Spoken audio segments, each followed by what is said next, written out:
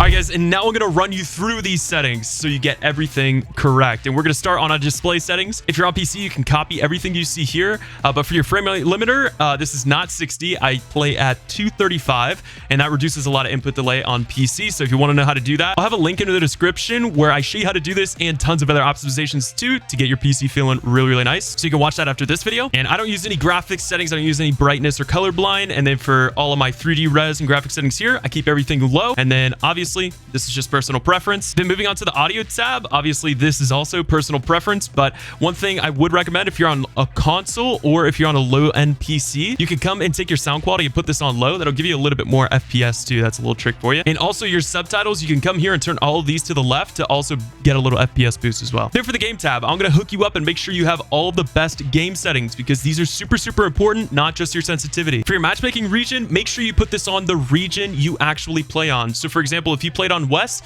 set this to West. Do not use auto. Auto will sometimes throw you on different servers and sometimes you'll have super high ping because of that. Then down to toggle sprint, obviously you're going to want this on. Auto open doors, this is just personal preference. Then mantle activation, you definitely want both of these on jump. If you're using hold forward, switch that to jump and you can just thank me later. Then combat, hold to swap pickup, you definitely want this off. And the reason why is because if you're racing somebody to the top of a building and there's floor loot like in Tilted Towers and you both land at the same time, if your opponent has this setting off but you have this setting on, they're going to be able to pick up the weapon before you will because there's a delay for you picking up weapons off of the floor loot. So I highly recommend that you keep this off. Toggle targeting, you keep this off. This is personal preference. Also auto pick up weapons. This is just going to clutter your inventory, so you don't need this. Then for preferred item slots, come here and pretty much you can copy what I have. I feel like this is the best way, but you want to make sure you set this up to where your shotgun is in your loadout slot number 1 at least. Then the rest is personal preference, but pretty much what this setting does, if I go and pick up an AR, you'll see it goes all the way to the very right on my inventory. And for example, if I go to take somebody's wall, put my builds out, then put my builds away, all I have to do is press my right bumper and left bumper to get to my AR, which is a spray weapon, or I press my right bumper twice and I'll get to my SMG. And it's the same thing for your shotgun. Whenever you're taking walls, you want to make sure you can instantly get to your shotgun first by only having to click once on your right bumper. Then auto store consumables to the right. This is negated by your preferred item slot, so that doesn't necessarily matter. Then reset building choice, definitely keep this on. You always want to make sure your builds are on your wall whenever you pull out your build mode.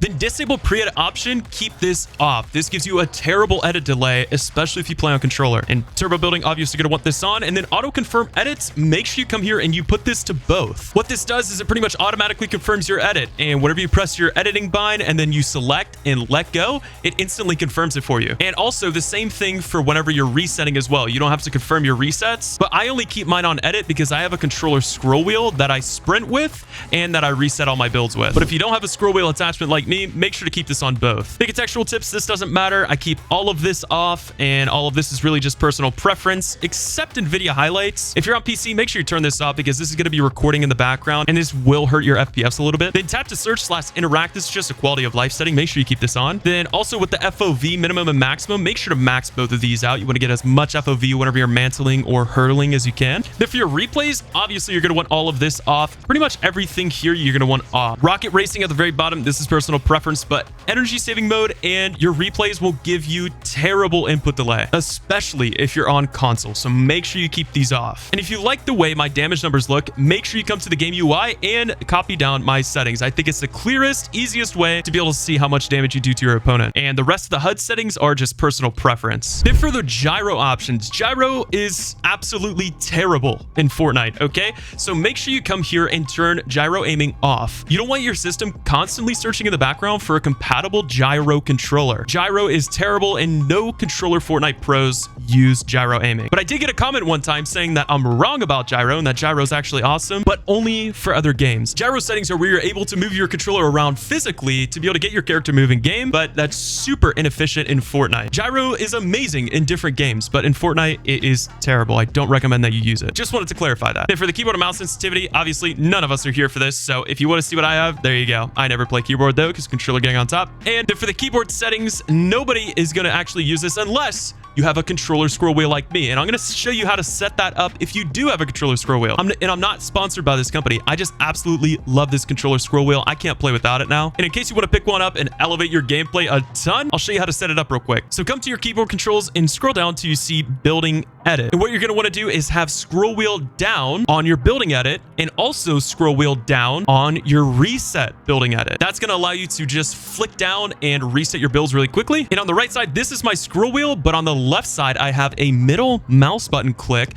which is a part of this controller scroll wheel because it's an actual mouse. So I get to have an extra bind, and this is what I use as my sprint. So to be able to sprint with the middle mouse bind that your controller scroll wheel comes with, all you have to do is come here to the keyboard controls and bind this middle mouse button to your sprint. And as you can see, my HUD says that I'm on keyboard whenever I'm not moving my controller, but no, this does not affect any controller aim assist, because whenever you're moving your controller like this, Fortnite knows that you're actually playing on controller. You're not switching around to keyboard and mouse that quickly. So I don't lose aim assist whenever I'm using my controller scroll wheel. Then coming over to the sensitivity tab, and I'm going to show you what I use in the best settings that you can use to have reliable shotgun aim this season. So obviously controller auto run, you're definitely going to want this on, and build immediately, builder pro, obviously keep that one on too. Then for your slide hold time, this is the best middle ground in between being able to slide and crouch whenever you want. So I use 0.070 seconds. Then reset camera axis and reset camera time. These are both gyro settings. I don't know why they're here, so we don't need to mess with those. And vibration, make sure you have vibration off. The reason why vibration's bad is because whenever you're aiming long range with an AR and you're trying to get precise aim on linear and a low dead zone, vibration can actually mess up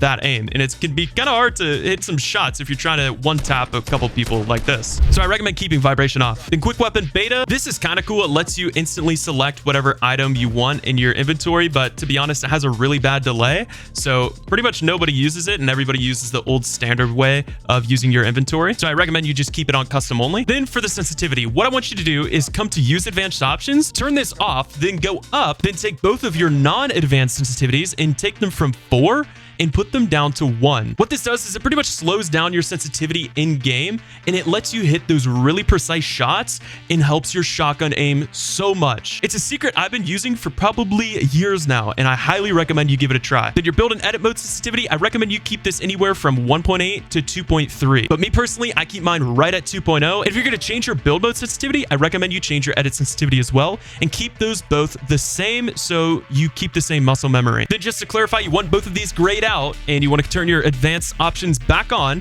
and then you're going to come down to the horizontal speed, and anywhere in between 38% and about 45% is the sweet spot for this season. That's what a lot of controller pros use, but I highly recommend that you use 40%. I hit so many 185s with this sensitivity, and I highly recommend it. In my opinion, 40% on both is the best sensitivity in the whole game. Then for boosts, I don't use any boosts for the look sensitivity, and same thing with instant boost while building. Want to keep that off. But for the ADS sensitivity, use 1111. If you want absolute beams and you want to be able to track your opponent really, really well, use 1111%. And then also a little trick for you guys, come down and turn your boost ramp time to 0.20 seconds. This will slow down your aiming sensitivity when you're aiming for long range, and it helps you hit absolute beams out of the air. So make sure that's on 0.20 seconds. I promise it's going to help you a ton. Then look dampening time. Some people like to put this anywhere from 0.04 to 0.05, somewhere in there. In my opinion, it just kind of messes with your muscle memory. If you learn it and you like it, definitely use it. But for me personally, I just couldn't get super used to it, and it was messing up up my crosshair placement whenever trying to hit like quad edits on controller. So you can definitely give it a try, but me personally, I just keep it off. Then for the look input curve, linear is definitely better than exponential. There's still a couple players that play on exponential, like Reet, for example. Reet is an absolute demon, but he's been using exponential for pretty much 7 years now on Fortnite, and he never switched to linear. So if you're used to exponential, you can stay on it, but these settings on linear are so good, and I don't want you guys to miss out, so I would stay on linear. Then we're gonna come down to dead zone. I want you to put your left stick dead zone anywhere from 16% to 20%, and the reason why is because you don't want to be aiming on somebody's builds and then get controller drift and just fall off. Like that's happened to me a couple times, and you don't need your left stick to be super precise, so I recommend you keep that pretty high. And then for your right stick dead zone, I don't care what controller you play on. Me personally, 5% dead zone has never done me wrong. I've always been able to get a super consistent and precise crosshair placement whatever building, and it also helps me hit super crazy one pumps, just like how you saw in the video. But if 5% is a little bit too much for you, I can totally understand that. So if you want to bump it up a little bit, you totally can. It is up to you, and it is personal preference, but if you're gonna bump it up at all, I wouldn't really go anywhere above 10%, maybe 12%. At one point in time, I was rocking 8%, but I've been way more precise and way more consistent on 5%. So that's what I recommend, even if you do have drift stick. The input controller, make sure you turn this off. Some people says this gets rid of input delay, but it doesn't. You don't need this on. This just makes your system constantly search in the background for a compatible foot controller, so you don't really need that. And then the rest of all this is personal preference. Then for my controller binds, I'm gonna scroll through all of these, so if you want to check them out, you can go ahead and pause, because I use 4 paddles on the back of my controller, and I'm going to show you what binds my paddles do in Fortnite so you can get the same controller setup that I use. So flipping my controller around, I have my top right paddle as edit, my bottom right paddle as my reload/interact, my top left paddle as my build mode, and my bottom left paddle as my pickaxe. And I use the Elite Series 2, which has trigger stops as well. Then my left stick down is my jump, and my right stick down is just my normal crouch and slide. And then, like I said again, I sprint with that middle mouse button bind up in the top left of my controller. And with my controller set up this way, it is the most consistent and most optimal controller settings that you can possibly have. I've had so many people comment and tell me that they got my same exact controller setup, and it pretty much turned them into absolute beasts on controller with your mechanics. Because a lot of people know if you take your right thumb off your joystick to go hit a building edit, then try and edit and do that, it's literally, guys, it's literally impossible. Like, it's so, you won't be able to achieve your full maximum potential for your mechanics on controller if you're taking your thumb off your right joystick. And me personally, using paddles in a controller scroll wheel, it's the best optimal way to do so. And the last thing I'll mention is I do use control freaks with an extended right stick. As you can see, it's higher than my left stick, and this gives me crazy precise aim, which lets me have that super precise crosshair placement on that 5 dead zone on linear. But now you should be completely set and have some really good aim in Fortnite. And also, guys, don't forget to check out War Thunder in the description. Seriously, guys, you don't want to miss out on this bonus pack. It's a really fun game, and I really want to push you guys to go give it a try. And if this video was helpful, hit the like button, and also make sure to subscribe. I'll catch you guys in the next one. Take care. Peace.